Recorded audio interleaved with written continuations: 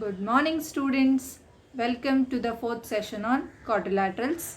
In the previous session, we have learned different tests of parallelogram, and today we are going to solve practice set 5.2, which is based on it. Okay, so let's first revise the previous session. There are four tests of parallelogram.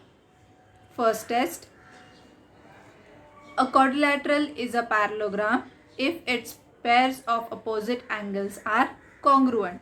That means here in this figure I have given you quadrilateral PQRS, and if in this quadrilateral you have opposite angles are congruent, then you can say that this quadrilateral is a parallelogram. Okay, so here if angle Q is congruent to angle S and angle P is congruent to angle R, you can say that quadrilateral PQRS is a parallelogram. Now let's see the second test. A quadrilateral is a parallelogram if its pairs of opposite sides are congruent. That means in this parallelogram, if PS is congruent to QR and PQ is congruent to SR, then you can say that quadrilateral PQRS is a parallelogram. Okay. Third one, a quadrilateral is a parallelogram if its diagonals bisect each other. Now what is the meaning of this? First you have to draw a diagonals, diagonal PR and diagonal PS, and these two diagonals intersects at point O. Then what you can say? Bisect each other means what? They divide each other into equal parts. That means if PO is equal to POR, if OQ is equal to OS, then you can say that quadrilateral PQRS is a parallelogram. Okay. Now let's see the fourth one. A quadrilateral is a parallelogram if a pair of its opposite sides is parallel and congruent. That means if PQ is parallel to SR and also if PQ is congruent to SR, means opposite sides are parallel as well as they are congruent, then you can say that the given quadrilateral is a parallelogram. Okay, so these are the important tests for parallelogram. You have to remember these statements. Now let's solve practice set 5.2, which is based on test of parallelogram. Now let's see the first sum. In figure, quadrilateral ABCD is a parallelogram.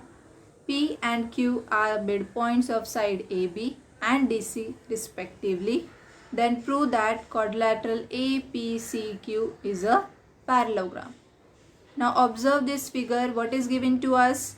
Quadrilateral ABCD is parallelogram. It is given to us, and this point P is the midpoint of side AB and point Q is the midpoint of side DC.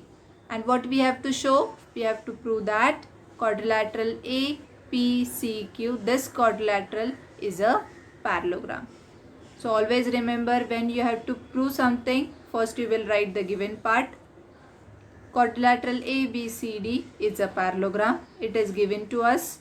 Then so if this is a quadrilateral, that means their opposite sides are congruent. So AB is congruent to side DC, opposite sides of a parallelogram. Okay. Now point P and Q are midpoints of side AB and side DC respectively. It is given to us. So what you can say here? AP is equal to PB is equal to DQ is equal to QC. Okay, write this equation as equation 1. Now you have to consider triangle PBC and triangle QDA. These two triangles are formed here. You have to consider these two triangles and you are going to compare it. So what you will get? Sec BP is congruent to sec DQ from equation 1. Also sec BC is congruent to sec AD. These are the opposite sides of a parallelogram ABCD. Okay, so they must be congruent. Now angle B is congruent to angle D. Angle B and angle D, these are the opposite angles of this parallelogram ABCD. Yes, So we can say that triangle PBC is congruent to triangle QDA by which test?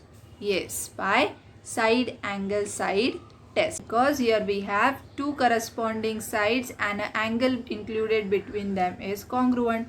Okay. Now if the two triangles are congruent, then their remaining components must be congruent. So we can write sec PC is congruent to sec QA. Yes, reason you will write as corresponding sides of congruent triangles. Write this equation as equation 2. Now opposite this side AQ and side PC, these are the opposite sides of this quadrilateral, small quadrilateral. So we can write here opposite sides of quadrilateral APCQ are congruent. Therefore we can say that quadrilateral APCQ is a parallelogram. Okay, I hope you all are understanding this. Using the test for parallelogram, we can prove this. Okay, now let's see the second sum. Using opposite angles test for parallelogram, prove that every rectangle is a parallelogram. Now you have to use here opposite angles test for parallelogram, and you have to prove that every rectangle is a parallelogram. Now tell me, what is the opposite angles test for parallelogram? Yes, opposite angles of a parallelogram are congruent. So using that you have to prove this. So let's write down the given part first. What is given to us? Quadrilateral ABCD is a rectangle. Then what you have to prove? Rectangle ABCD is a parallelogram. So let's start with the proof here. Quadrilateral ABCD is a rectangle. So angle A is congruent to angle C.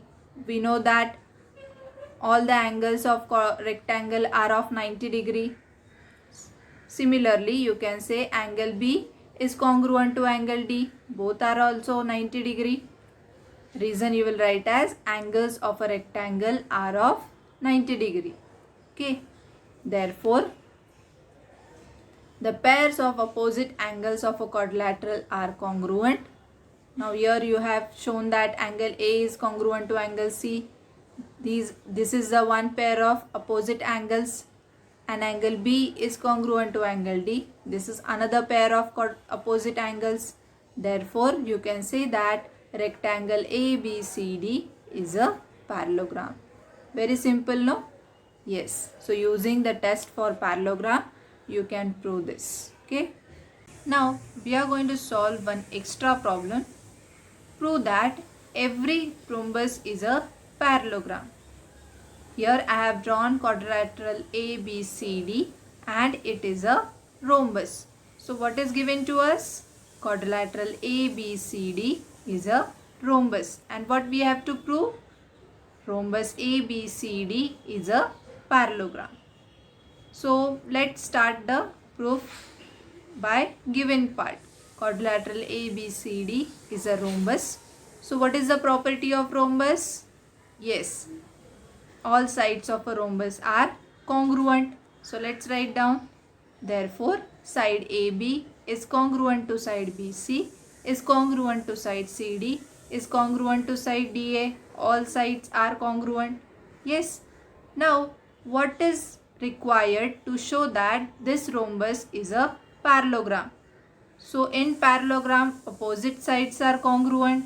Yes. So if you write side AB is congruent to side CD and side BC is congruent to side DA, then we can show that this is a parallelogram. Yes. Therefore, the pair of opposite sides of a quadrilateral are congruent. Therefore, we can say that quadrilateral ABCD is a parallelogram. Hence, we have proved that every rhombus is a parallelogram. I hope you all are understanding this. Question number 3 and question number 5 from practice set 5.2 is reduced from your syllabus. So, we are not going to solve those sums. Now, let's see the assignment question. In figure, quadrilateral ABCD is a parallelogram. M is the midpoint of side AB and N is the midpoint of side CD. prove that quadrilateral AMND and quadrilateral MBCN are parallelogram. Now observe this figure. Due to this point seg AMN, this quadrilateral ABCD is divided into two quadrilaterals, and you have to show that these small quadrilaterals are the parallelograms. Okay, for that what you will do, which test you will use to prove this? Yes, fourth test. What is the fourth test for parallelogram? Yes, if the opposite sides of a parallelogram are congruent and parallel, then the quadrilateral is a parallelogram. So here we know that quadrilateral ABCD is a parallelogram. That means we can show that segment AB or side AB is parallel to side DC. Yes, in parallelogram opposite sides are parallel, that we know. So we can show that in quadrilateral AMND, in this quadrilateral seg AM is parallel to seg DN. Yes, because M is the midpoint of AB and N is the midpoint of DC. That means we have AM is parallel to DN. Then M is the midpoint of AB, so we can write AM is congruent to DN. Yes, therefore we can say that quadrilateral AMND is a parallelogram. Similarly, you can prove quadrilateral MBCN is also a parallelogram. I hope you all are understanding this. For your reference, this question is from your solved examples, so you can refer your textbook to see the answer. Okay. With this, I will end this session here. I hope you all have enjoyed this session. One more sum from practice set 5.2 is remaining, that we are going to solve in the next session. Okay. Till then, take care. Thanks for watching this video.